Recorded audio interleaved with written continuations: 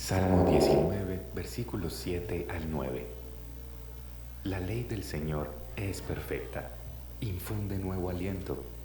El mandato del Señor es digno de confianza, da sabiduría al sencillo. Los preceptos del Señor son rectos, traen alegría al corazón. El mandamiento del Señor es claro, da luz a los ojos. El temor del Señor es puro, permanece para siempre. Las sentencias del Señor son verdaderas, todas ellas son justas.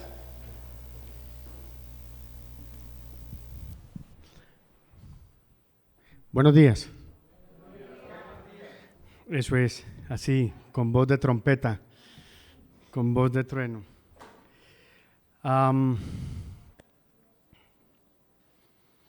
Quisiera comenzar con una oración. Sí. Señor, yo quiero darte muchas gracias, Padre, por cada una de las personas que está hoy aquí, Señor. Gracias por tu convocación, por reunirnos, Señor. Somos tu pueblo.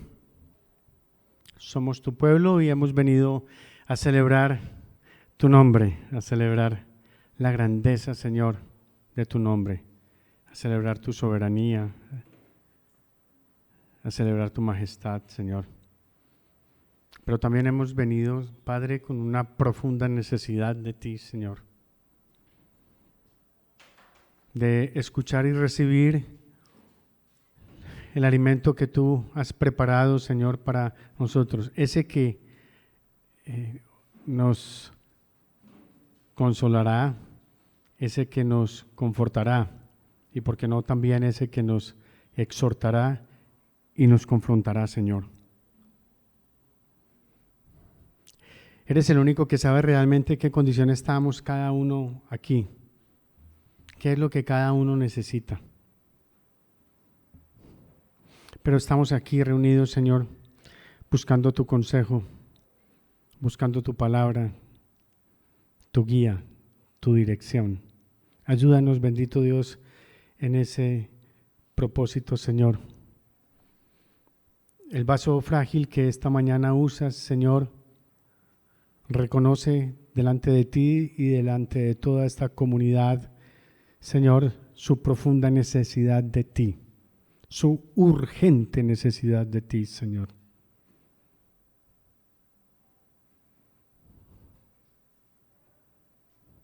Ayúdanos a entender tu consejo, Señor, y bendícenos esta mañana con tu palabra. Amén. Vamos a suponer, hermanos, que algunos amigos de ustedes se acercan para pedirles una receta. ¿Sí? La gente que los conoce a ustedes se les acerca para pedirles una receta, pero no es una receta para hornear pan. No, es una receta para sazonar la vida. Yo supongo que esas personas, los que piden esa receta, lo hacen porque están descubriendo en ustedes algo. Ven en ustedes algo que es completamente diferente y eso que ven los motiva a ellos para preguntarles: oye, dame una receta para sazonar mi vida. Gloria Milce, dame un ingrediente para sazonar mi vida. Luz Dari, una receta para sazonar mi vida. Juan David, una receta, dame un ingrediente, que veo algo distinto en ti que me permita a mí poder sazonar la vida. Y antes de que empiecen a darme respuestas, quiero anticipar que por favor no me vaya a dar respuestas de reina. Sí. Vaya a dar respuestas de reina. No me vaya a decir el ingrediente que yo tengo para sazonar la vida es Cristo. No, Cristo no es un ingrediente. Cristo es la vida, Él se define a sí mismo como el camino, la verdad y la vida. Eso no es. Es aquello particular. Todos hemos recibido algo de parte del Señor, algo que nutre nuestra experiencia, algo que le da sustento a nuestro testimonio. Entonces es ese algo. Y mientras les doy el espacio para que piensen esto bien, permítanme presentarles algunas recetas que hay hoy en día para sazonar la vida. Y son recetas que vienen en un estuche muy elegante, vienen en el estuche de las terapias, ¿no? Es una cosa muy especial. Entonces, tenemos, por ejemplo, estas recetas. La risoterapia. ¿La han oído? ¿Suena? ¿Sí? La risoterapia. Ese es un tratamiento que se basa en el poder de la risa. Eso parece ser que como que estar así todo el tiempo es una vaina espectacular y produce cosas renovadoras y transformadoras. Mire esto, geocromoterapia. ¿Ha escuchado eso alguna vez? Geocromoterapia. Esta sí es novedosa para mis amigos los psicólogos. Porque fíjense que la geocromoterapia, ahorita anda muy fuerte esto en Europa, es un innovador método terapéutico basado en los potenciales poderes terapéuticos de la geometría, el color y la luz, que se emplean simultáneamente. Y digo yo en mis psicólogos favoritos porque normalmente uno de los elementos por los cuales, bueno, no, eso no es así, pero yo pienso eso, que uno escoge la psicología es de alguna manera huyéndole poderosamente a las matemáticas, ¿no, César? Uno hace todo lo posible por huirle a las matemáticas, pero fíjense que no se escapan finalmente, hermano. Aquí están combinando la geometría con el color y la luz. Hay otra cosa que se llama la pranoterapia, prano con P. Fíjese, ese es un término en sánscrito que significa aliento vital y se relaciona con todo ese tema de las filosofías médicas hindús y chinas. La lodoterapia, sí, por ahí sí le suena, ¿cierto? Sí, el lodo, eso, todo un tratamiento que tiene que ver con la cosmética para rejuvenecer el tema de la piel y todo eso a la base de, pues con base en puras arcillas y todo ese tipo de cosas. Lodoterapia. Ahora, la ecoterapia, ese es todo el tema ahorita con el asunto del medio ambiente, ¿no? Y todo ese tipo de cosas. Hay muchas corrientes de esas. Yo escogí una que me llama mucho la atención, que es el tema de estar 45 minutos abrazando un árbol allí en un parque y poner los oídos, porque según he escuchado, el árbol tiene algo que contar, tiene algo que decir. Y entonces ese es todo un tema como de reorientación de las relaciones humanas con su medio natural. La premisa esencial de todo esto es que esas terapias repercuten de manera directa para sazonar la vida, por eso las practican, por eso las hacen. Pero ustedes son pueblo de Dios, ustedes son hijos del Dios Altísimo, varones, mujeres esforzadas y valientes. Ustedes no van a recomendar ninguna terapia. Ustedes van a recomendar otra cosa. Ustedes le van a recomendar a ese amigo, a esa amiga, algo distinto. Entonces, ahora sí, retroalimentémonos. ¿Qué le recomendarían? ¿Qué receta me das? ¿Qué ingrediente me das para sazonar mi vida? A ver, un esforzado, una valiente que se lance al ruedo y diga, mira, yo tengo esto como aporte para sazonar la vida. Este es el espacio en el que ustedes pueden hablar con libertad. No es pecado hablar. La oración, ese es un excelente ingrediente, ese es un buen ingrediente. Pienso que si propones la oración es porque de una manera muy significativa la oración para ti ha representado algo importante. Es decir, es algo grande para ti, te llena el alma y entonces por eso dices, mira, yo te propongo la oración como una receta, como un ingrediente para la vida. Muy bueno eso, la oración, Blanquita. La compasión, qué bien, qué bien. Y pienso que eso nace de la experiencia propia de tu encuentro con el Señor. Ella ha visto su relación con Dios y ha visto que la compasión es algo determinante para sazonar la vida. Vamos muy bien. Ser agradecido, qué cosa tan maravillosa. Ustedes sí tienen muy buenos ingredientes. La gratitud es una de las más grandes virtudes que la Escritura nos pide que nosotros alentemos, la gratitud. Renzo. Ese es un muy buen ingrediente, leer la palabra, estar todos los días metido unos cuantos minutos con la Escritura.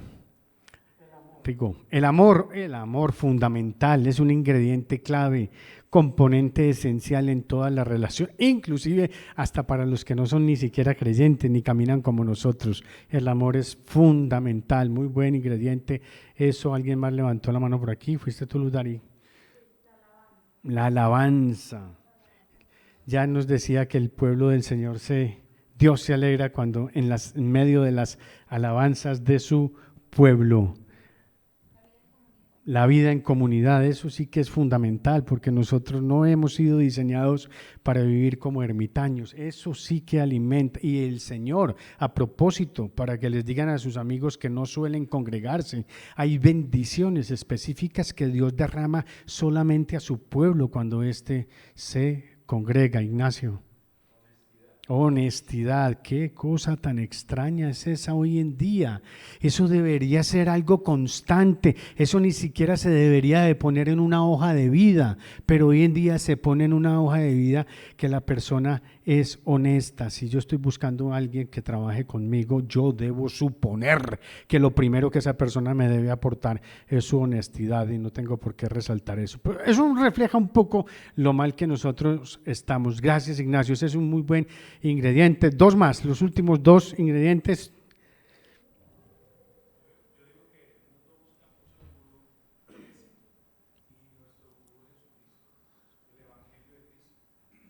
El Evangelio, ese es una excelente receta. Liliana. Confianza en el Señor.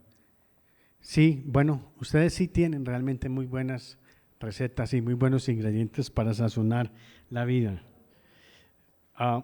Pero ahora quisiera que examináramos lo que para Jesús da sazón a la vida. Es decir, si nosotros le hiciéramos esa pregunta a Jesús, le dijéramos: Jesús, danos una receta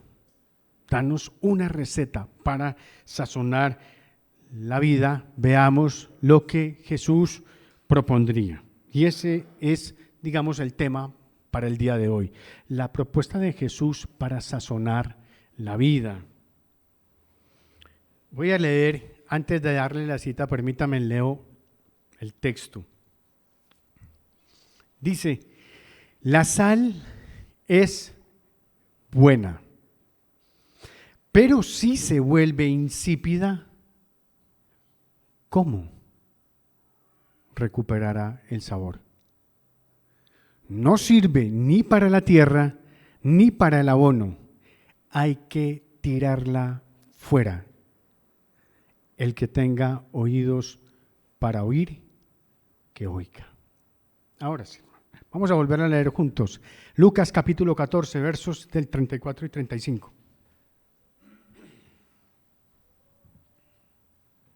Hágame una señita cuando llegue.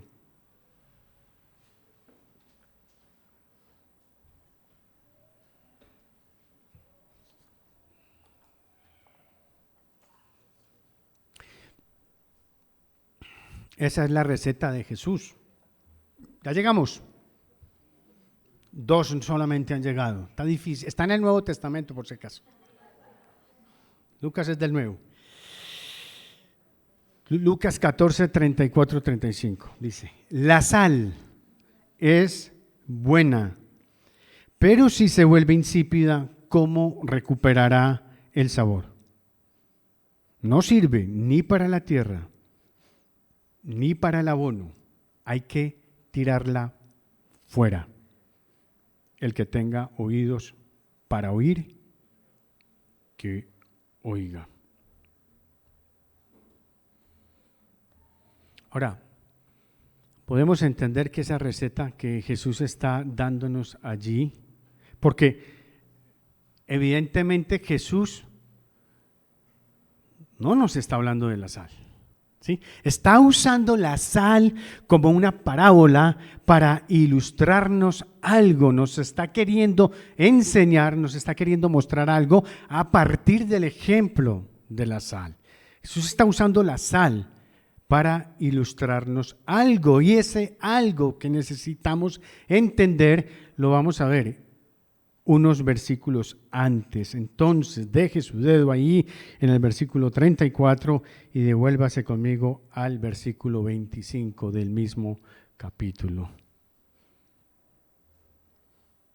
Porque para poder entender lo que Jesús nos está enseñando con el ejemplo de la sal, necesitamos mirar esto, leer este relato que está anterior. Dice el verso 25, grandes multitudes seguían a Jesús, y él se volvió y les dijo, si alguno viene a mí y no sacrifica el amor a su padre y a su madre, a su esposa y a sus hijos, a sus hermanos y a sus hermanas, y aún a su propia vida, no puede ser mi discípulo. No puede ser mi discípulo. Y el que no carga su cruz y me sigue, no puede ser mi discípulo. Y avancemos un poquito más. Verso 33. De la misma manera, cualquiera de ustedes que no renuncie a todos sus bienes, no puede ser mi discípulo. ¿Cuántas veces en este relato se nos dice, no puede ser mi discípulo? ¿Cuántas? A ver, los matemáticos, contadores. ¿Cuántas veces en el texto que acabamos de leer se nos está diciendo no puede ser mi discípulo? 3 veces, exactamente, 3 veces. Entonces, ¿cuál es el tema del que está hablando Jesús? El tema es el discípulo de Jesucristo. Ese es el tema. Dice que grandes multitudes iban con él y él se voltea y les dice, no quiero hinchas. Lo que quiero es discípulos. Pues se lo digo de otra forma. Lo que Jesús está diciendo es que a la hinchada, es decir, a esas grandes multitudes, Él las quiere convertir ¿en qué? En discípulos. Eso es lo que nos está diciendo. 3 veces nos ha dicho en el texto, si no sacrifica, si no carga su cruz, si no renuncia a sus posesiones, no puede ser mi discípulo. Definitivamente el tema del pasaje tiene que ver con el discípulo y remata la enseñanza del discípulo con la sal es buena, pero si se vuelve insípida, ¿cómo recuperará el sabor? No sirve ni para la tierra ni para el abono, hay que tirarla fuera. El que tenga oídos para oír, que oiga. La sal es buena, en consecuencia entonces el discípulo es ¿qué? Es bueno. La sal es buena. Este es el planteamiento, la lógica de lo que Jesús nos está proponiendo. Nos dice, la sal es buena. En consecuencia entonces el discípulo es ¿qué? Bueno. ¿Para qué sirve la sal? Para sazonar, para dar sabor. Luego entonces, en ese mismo orden de ideas, ¿para qué sirve el discípulo? ¿O qué hace el discípulo de Jesucristo? Sazona, sazona. ¿Sí pueden ver la lógica del Señor en esto? Es decir, lo que la sal es a la comida, el discípulo lo es a la vida. Esa es la propuesta de Jesús, lo que nos está diciendo aquí en la Escritura. lo que la sal es a la comida, entonces el discípulo de Jesús es a la vida. Ahora, cabe entonces la pregunta, ¿cómo es que el discípulo sazona la vida? ¿Qué secreto tiene el discípulo para sazonar la vida? ¿En dónde radica la salinidad del discípulo? ¿Dónde está eso? Bueno, la salinidad del discípulo no radica en nada distinto a lo que él exactamente es. Y lo que es, lo es sencillamente por pura gracia. Así como a la sal alguien la hizo buena, así el discípulo se le concedió la bondad. ¿Me van siguiendo, amigos? La salinidad es un regalo. La salinidad es un regalo. La salinidad es dada completamente por gracia. La sal no pidió ser buena. Para nada, se le concedió la bondad de ser sal. Asimismo, al discípulo se le concedió la bondad de ser bueno. Es por gracia. El discípulo no hace nada, no aporta nada. Al discípulo alguien decidió que podía ser bueno. Entonces, de acuerdo con esto, hermanos, el discípulo de Jesús tiene una historia para contar, tiene un nuevo guión en su vida. Es la historia de una persona que se ha encontrado con Jesús y como consecuencia de ese encuentro ha reestructurado toda su vida, ha transformado todo su ser. Y de acuerdo con el texto de estudio, lo ha transformado, ha reestructurado su vida en dos líneas, en dos aspectos fundamentales. El primero de ellos es en la jerarquía de sus lealtades. Porque dice que deja a un lado las relaciones que son más sagradas para el ser humano, como son la familia. Y número dos, renuncia a todo lo que posee. Es decir, se desprende de todo aquello que representa la base de la sostenibilidad de su vida. La base de la sostenibilidad de su vida. Y a partir de ese encuentro con Cristo asume un estilo de vida completamente sacrificial. El texto dice que ese discípulo debe cargar su cruz. Es decir, hermanos, que el discípulo termina exactamente haciendo lo mismo de su maestro. Y fíjense, Jesús jamás pidió algo que él mismo no modelara primero. Nunca exigió nada de sus discípulos que él no modelara primero. Porque el maestro había reestructurado esas cosas en su vida. Lo primero que él hizo fue reestructurar la jerarquía de sus lealtades. Fíjense que en una ocasión, así, en una reunión de estas, él estaba dictando una charla y llegaron unas personas ahí y desde la puerta le gritaron: oye, tu madre, bueno, ¿quién no tiembla cuando dicen tu madre y tus hermanos están ahí afuera, te buscan? ¿Y qué dice Jesús? ¿Cómo? ¿Quién es mi padre? ¿Quién es mi madre? ¿Quiénes son mis hermanos? Sino aquellos que hacen la voluntad de mi Padre. La jerarquía de las lealtades que propone Jesús no es aborrecer a la familia, porque si bien lo recuerdan, cuando estaba en el madero tuvo bien cuidado en encargar a su mamá con Juan. No es aborrecer, es establecer quién tiene la prioridad en tu vida. ¿Dónde están tus afectos primarios? Lo que Jesús hizo es que su afecto primario, la jerarquía de su lealtad, estaba ¿con quién? Con su Padre, porque estaba haciendo la voluntad de Él. Él mismo reestructuró esa jerarquía de lealtades y la dejó como modelo. ¿Para quién? Para quienes son sus discípulos.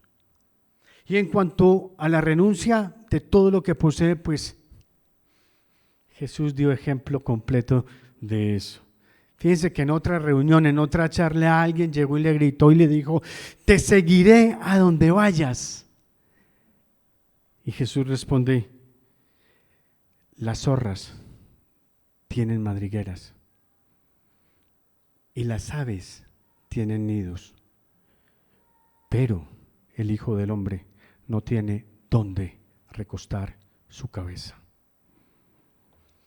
Entonces, hermanos, en esta nueva historia del discípulo de Jesús, cuenta él lo que ha encontrado en Jesús, en su Maestro, y cuenta que ha encontrado vida abundante, una vida plena, una vida larga y una vida sin fecha de vencimiento. A partir de ese encuentro con Jesús, en el que esta persona, movido por el Maestro, ha reestructurado su vida, se ha dado un inicio a un proceso de transformación de su ser, el discípulo ha priorizado la jerarquía de sus lealtades y ha renunciado a todo lo que posee. Y yo espero que usted me esté entendiendo a qué me refiero cuando hablo de renuncia de todo lo que posee. Aquí no estamos pidiendo escrituras ni matrículas de carro.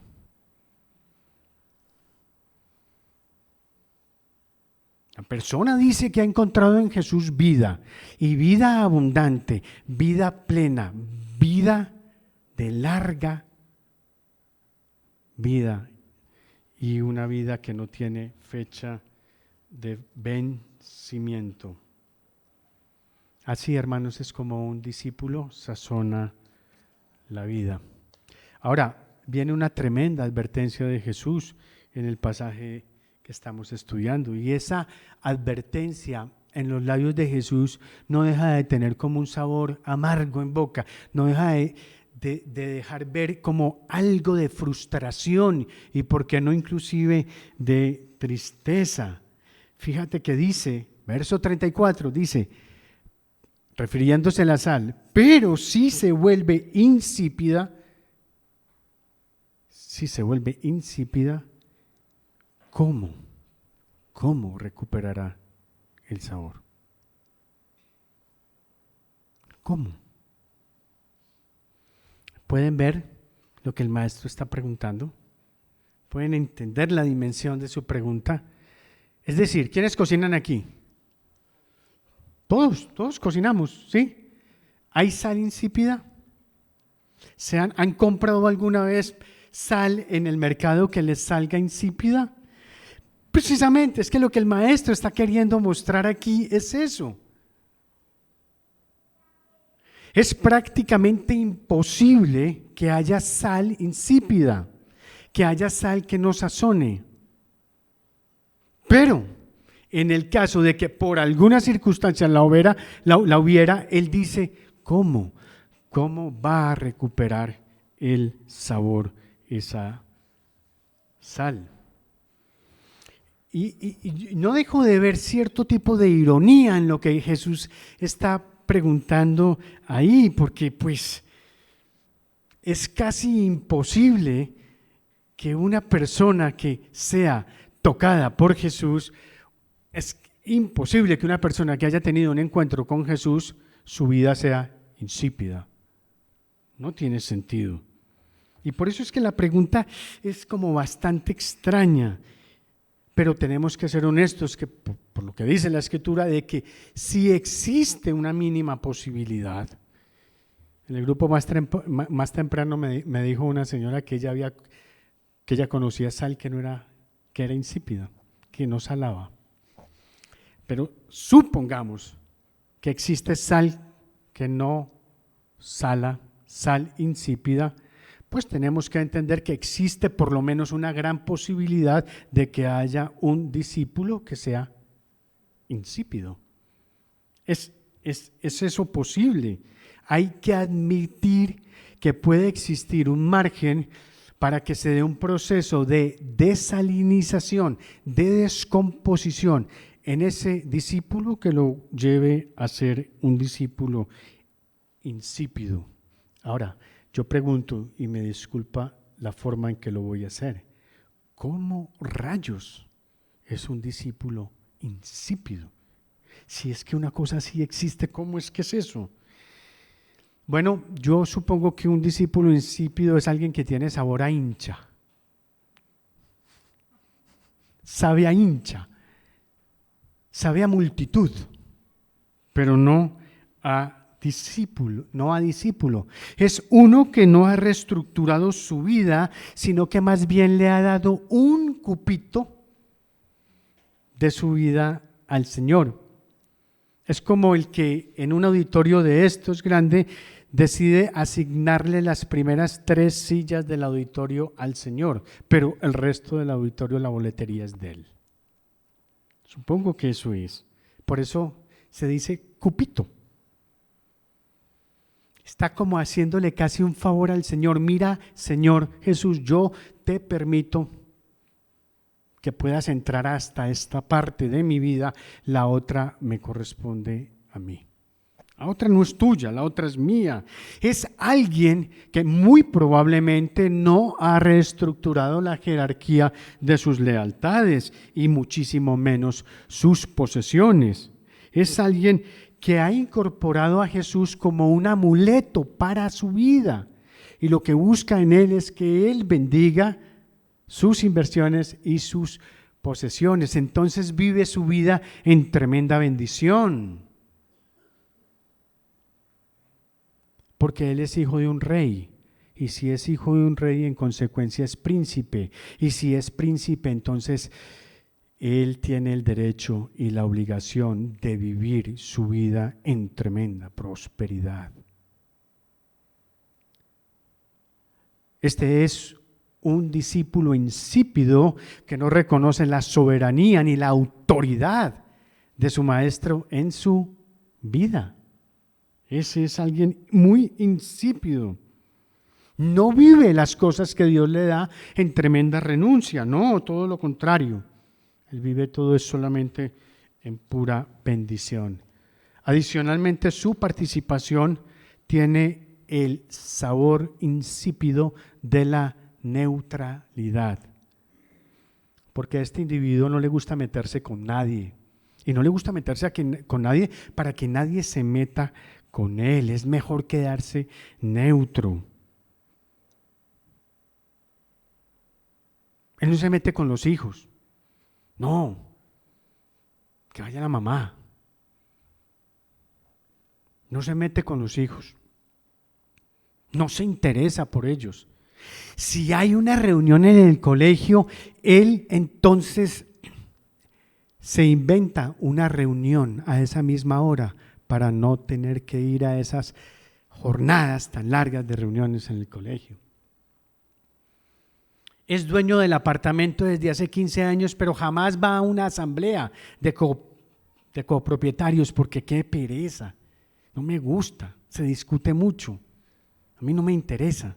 Yo pago mi administración y ya está. Hay problemas en el barrio. No, yo no me meto con nadie. Yo no llamo ni siquiera al cuadrante. ¿Para qué? Si son una parranda de eso. Ese es el sabor de la neutralidad, el ser completamente neutro. Vive en una neutralidad que es muy insípida.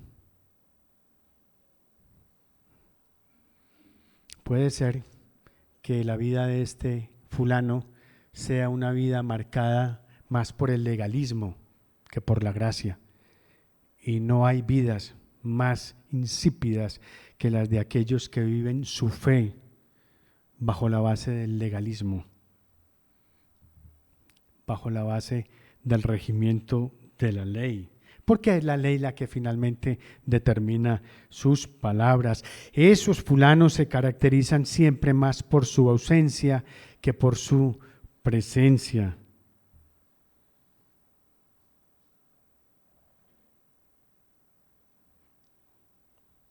¿Vas a votar? No. ¿Cómo te ocurre? ¿Para qué? Es que no sirve nada. Siempre son los mismos. Eso lo roban. No. Si yo busco mi tarjetón después, ¿a que no lo encuentro? No, eso lo sacan. No, yo no voy a botar el tiempo allá. No me interesa. La política y yo no vamos. Y entonces lo social tampoco va con él. El colegio del hijo no va con él. No va nada con él. Ya 30 años viviendo en el mismo barrio y nadie sabe que él es un discípulo y que es un cristiano. Es un agente encubierto. Es un infiltrado del pueblo de Dios. Hace una labor de contraespionaje. Que nadie se entere de que yo soy cristiano. No faltaba más. No. Qué pereza, me van a pedir que ore por esa señora. No, yo a esa señora no la soporto. No. Ese fulano es muy, pero muy insípido. Y en el pensamiento de Jesús, si alguien se ha vuelto insípido, se ha vuelto completamente inútil. Dice, no sirve ni para la tierra, ni para el abono. Hay que tirarla fuera. Es decir, un discípulo insípido no afecta ni siquiera los niveles más básicos de la existencia humana, como son la tierra y los cultivos. Se ha vuelto completamente inútil. Y saben, eso es una gran tragedia. Y la tragedia no es para el discípulo mismo, sino la tragedia es para la vida, porque la vida se ha quedado sin la posibilidad de ser sazonada. Hace unos años, mi esposa y yo tuvimos la oportunidad de hablar con una estudiante de medicina de último año. Ella ya había terminado todo su ciclo académico y solamente estaba haciendo su año de internado. Ella había invitado a Jesucristo a su vida y como consecuencia de ese encuentro, ella había comenzado todo un proceso de transformación de su ser. Oírla y verla hablar y expresarse del Señor era una de las experiencias más maravillosas, de esas consejerías que uno como pastor quiere tener. Disfruta uno grandemente un café con alguien así y compartía todas las cosas maravillosas que Dios iba haciendo en su vida. Un día le pregunté a ella, entonces, con el propósito de saber un poco de su vida y el entorno de amigos que tenía, le pregunté por sus compañeros de curso, le pregunté pues qué hacían, a qué se dedicaban, si se reunía con ellos, qué hacían. Y me dijo, pastor, mis compañeros lo único que hacen cuando se reúnen es beber. Y beber. Parecen recién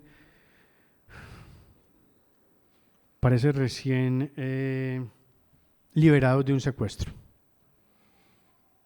No se dedican sino a beber. Fíjate que la semana pasada, compartía ella, una compañera estaba en rotación y llegó en un estado de guayabo tan impresionante que sudaba alcohol.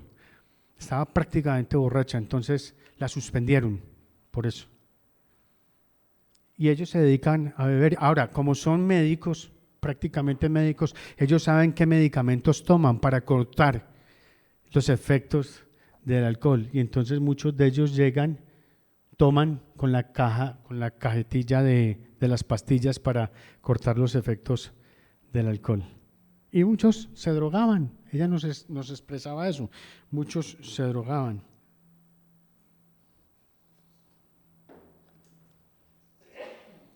Le pregunté, bueno, ¿y cuántos compañeros del curso son los que hacen eso? Me dijo, todos, somos 52. Y no le digo la universidad de la que era. 52 hacían eso. ¿Qué le parece? Por favor, hermanos, si los médicos están dedicados a emborracharse de esa manera, como nos informan qué esperanzas tiene la salud de nuestra ciudad de ser sazonada. ¿Qué esperanzas? Ahora, ¿quiénes de ustedes quieren enviar a sus hijos o ir ustedes mismos a médicos que se inspiran en Jack Daniels y en Johnny Walker? ¿Quién se le apunta a eso, hermanos? ¿Quién se le apunta a eso? Entonces le pregunté a ella, bueno, ¿qué decidiste hacer con eso? Sí, ese es un panorama muy desolador, pero ¿qué hiciste? Y me dijo, pastor, ellos a mí me excluyeron de casi todas las reuniones, pero yo a veces me les infiltro. A veces alguien que me quiere ahí me dice, vení que nos vamos a reunir en tal lado, entonces yo llego y les caigo allá. Bueno, ¿y cómo te va con eso? Bueno, la mayoría no quiere saber nada, la mayoría no quiere saber nada de mí. Muchos otros sí dicen, como te ves de cambiada fulanita, te ves como distinta, ¿qué ha pasado en tu vida? ¿Qué has hecho? ¿Conseguiste novio o qué? Y ella usa eso para, sí, tengo un gran novio, un hombre maravilloso, la tiene toda. Sí, es judío.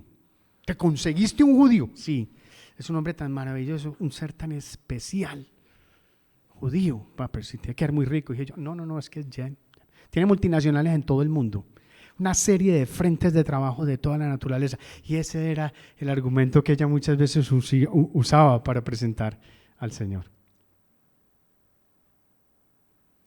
Lo hizo, siempre hablaba de Dios, no sabía griego, no sabía hebreo, no sabía nada, no había ido a ningún seminario, lo único que tenía era el testimonio de su vida personal, y para el maestro el testimonio de vida personal de un discípulo es suficiente para provocar una transformación en otra persona.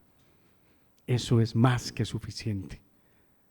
A ella finalmente la excluyeron de todas las reuniones. Lo último que le dijeron, según me dijo, era que el día que ellos quisieran tener una monja ahí, pues más bien hacían la reunión en la iglesia de Santa Teresita.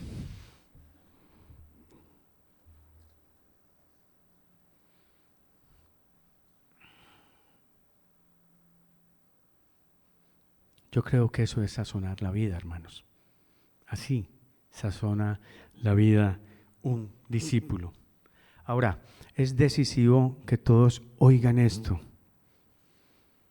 Y el que tenga oídos para oír, que oiga, porque hay dos razones. Nosotros vivimos en una época, con todo el dolor en el alma, debo decirlo, donde la fe se ha vuelto bastante insípida.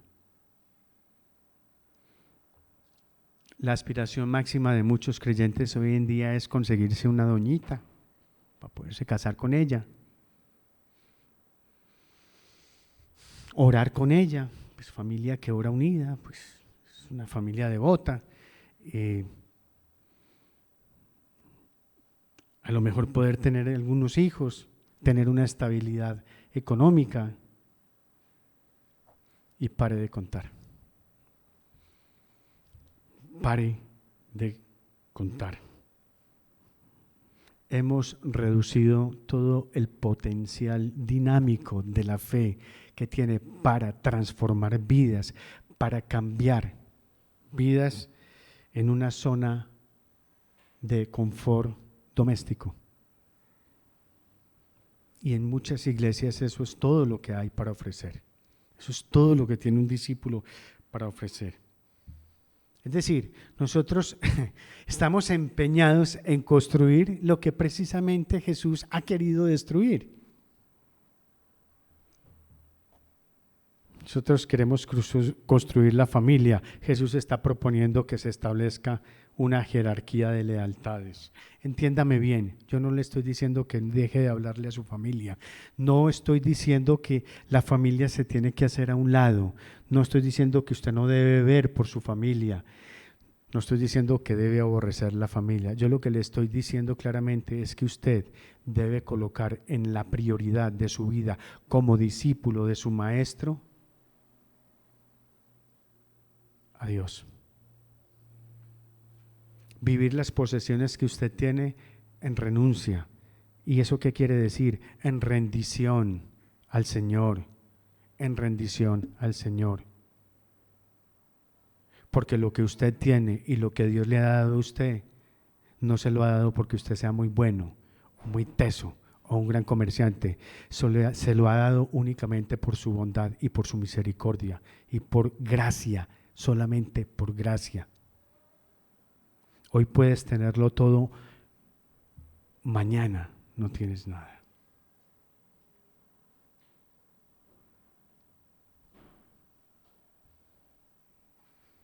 A partir del encuentro que se tiene con Jesús, ni las relaciones, ni las posesiones ocupan el lugar.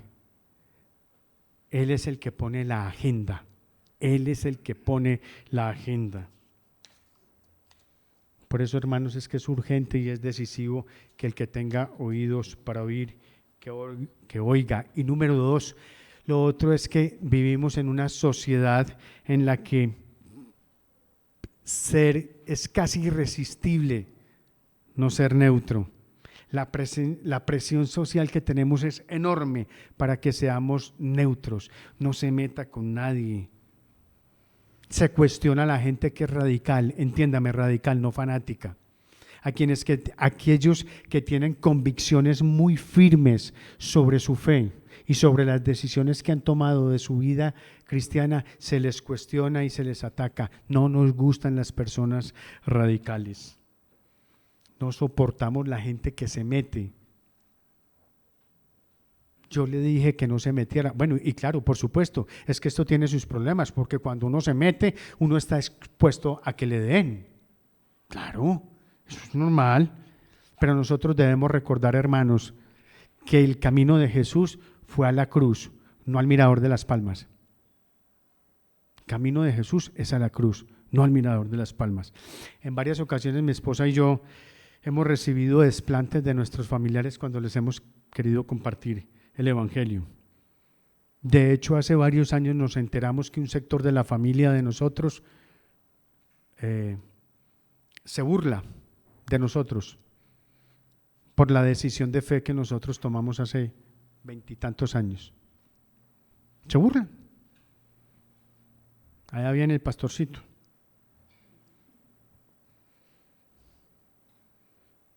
¿Y cómo es él?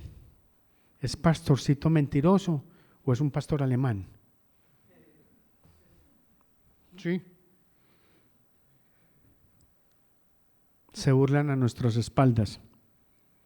Y repasando estos asuntos con Claudia, precisamente en la organización de este mensaje, Claudia me recordó al esposo de una familiar suya, que entendiendo la dimensión que implicaba ser cristiano, declinó la invitación que nosotros le hicimos al Evangelio, porque no estaba dispuesto a cambiar el estilo de vida que llevaba. Es increíble. No caminaba en la fe, no había conocido nada del Evangelio, pero intuía, esto es la cosa más tremenda, intuía que si él recibía el Evangelio, necesariamente tenía que hacer unos cambios importantes en su vida y él no estaba dispuesto a realizar ninguno de esos cambios. En nuestras reuniones familiares le preguntan a todo mundo qué hace, pero cuando llegan a mí, ¿cómo estás? ¿Qué hay de tu vida? ¿Cómo va todo? Solamente una pareja así me pregunta, ¿cómo va la iglesia? ¿Cómo va todo? ¿Estás más canoso? ¿Eso te está acabando? Sí, qué bueno, vos te diste cuenta, los hermanos no. Sí, así es, hermanos. Es parte de los precios que hay para pagar. Ahora, no se nos ha declarado que vamos a ser aplaudidos por tratar de sazonar, porque sencillamente hay gente que no quiere ser sazonada. Por favor, la presión que tenemos para ser neutros es enorme. Es enorme. Es enorme. Solo que Jesús nos está diciendo, si la sal se vuelve insípida, ¿con qué? ¿Cómo ¿Cómo? ¿Cómo recuperará el sabor? Hermanos, nadie pagó un precio más alto que nuestro Maestro al renunciar a la gloria que tenía en comunión con el Padre y con el Espíritu Santo. Nadie. Y eso lo hizo para encarnarse como hombre y cargar la cruz, para que tú y yo pudiéramos tener una vida plena, una vida abundante, una vida larga y una vida sin fecha de vencimiento. Aquí, hermanos, hay más de 120 oídos para oír. Es decir, que la posibilidad de oír es enorme.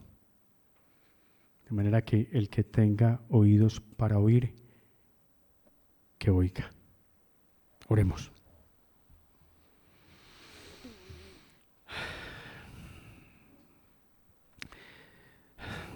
Señor, gracias por sazonar nuestras vidas con tu palabra. Tu palabra es verdad. Tu palabra es verdad. Señor, santifícanos en la verdad. Señor, perdónanos por todas esas ocasiones que hemos reflejado insipidez con la manera de vivir nuestra fe cristiana.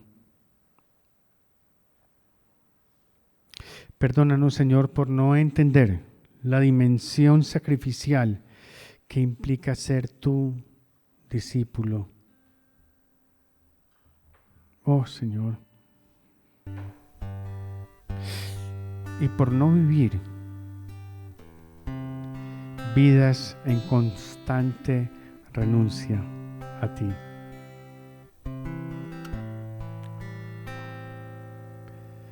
Ayúdanos, Señor, a vivir un testimonio de fe conforme a tu palabra, que sea útil para sazonar la vida de otros. Danos arrojo para proclamar el Evangelio a esta sociedad que no sabe, Señor, que necesita de ti. Señor, la neutralidad, la tentación, Señor, a la neutralidad es enorme, es muy grande, Señor. Es tan fuerte que a veces sucumbimos a ella, Señor. Ayúdanos, Padre, por medio de tu Santo Espíritu a combatir este comportamiento, Señor, que deshonra la magnitud de tu entrega y de tu sacrificio.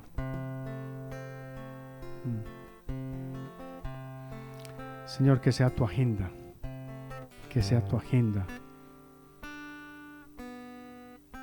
la que dictamine nuestras vidas y no la nuestra. Porque tuyos son, Señor, la grandeza y el poder, la gloria, la victoria y la majestad. Tuyo es todo cuanto hay en el cielo y en la tierra. Tuyo también es el reino y tú estás, Señor, por encima de todo. Por eso, Dios nuestro, te damos gracias y a tu glorioso nombre tributamos alabanzas. Amén.